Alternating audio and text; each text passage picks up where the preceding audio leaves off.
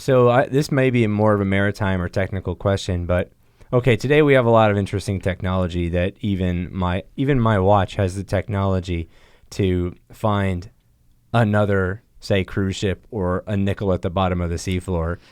Any amount of, say, post 2020 technology can do a lot of things, but in the 16th century and 17th century, 18th century, and even 19th century, how do you find, outside of a bottleneck like the Bosphorus Strait where everyone has to pass through, how do you find another ship, sneak up on him and say, all right, there's a ship we can sneak up on in the middle of the Pacific Ocean?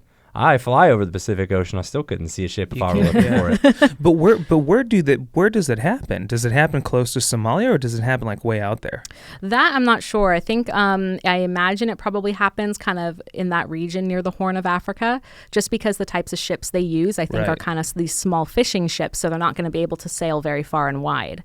In the 16th, 17th, 18th centuries, the instruments were very, definitely not what we have. So what a lot of pirates would do is they hung out near where there were lots of shipping lanes, where they knew that there were going to be cargo ships, or I should say merchant ships, coming. They're going to kind of be near coastlines in order to capture merchant ships. And also the maritime world is very small. So there were places pirates could go, and they could go to taverns and they'd find out the news, like, hey, there's this massive ship that's sailing in this direction. And they'll be like, yes, we're going to go try to get it. So they'll go get a day ahead or behind, and then so they get chase or wait. They have leads. They have leads. Yeah, they have leads. So you don't start from nothing, camp out in the middle of the Atlantic Ocean and hope for the best. No. Or maybe you do, but a good pirate will have a strategy going in.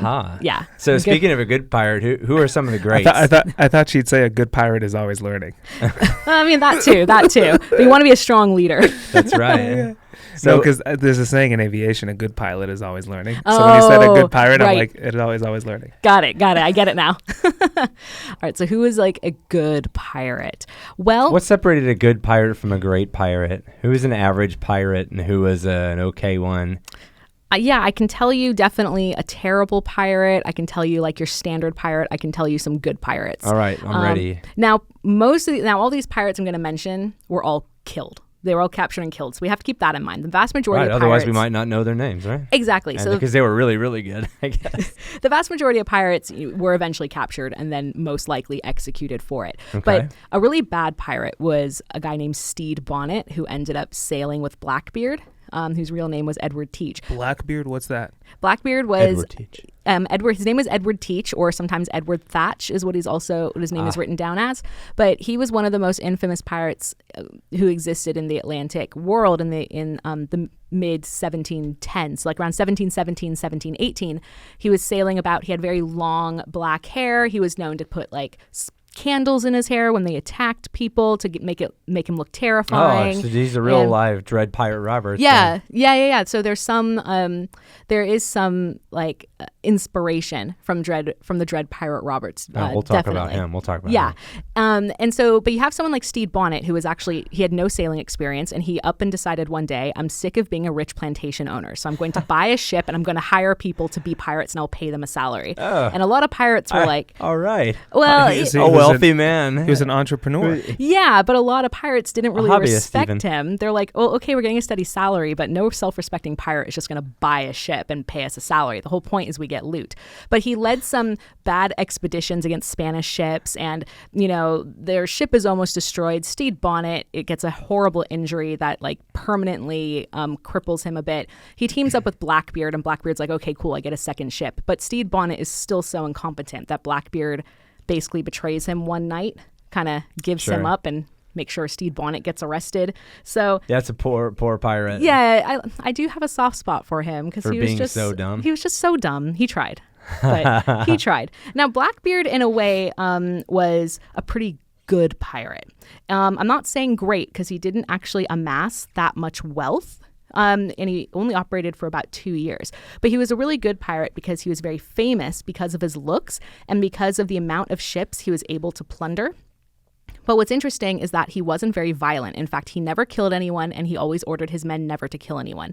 Pirates wanted to get in and out as fast as they could with as few deaths as they could for the most part. Interesting. And was this true across, like, piracy in general? No, because there were some pirates who were extremely violent and sadistic, like who really enjoyed it. But Blackbeard, he was known to be frightening, but he wasn't actually that deadly. Although he did do some terrifying stuff. He blockaded the port of Charleston, South Carolina, and he was eventually beheaded in battle off the coast of North Carolina. So he was a really good pirate because of his infamy, but he didn't get that wealthy. Now, a great pirate would probably be Bartholomew Roberts, who in today's currency would be a billionaire with the amount he was able to steal. And he commanded huge fleets of hundreds of ships at one point and a massive crew.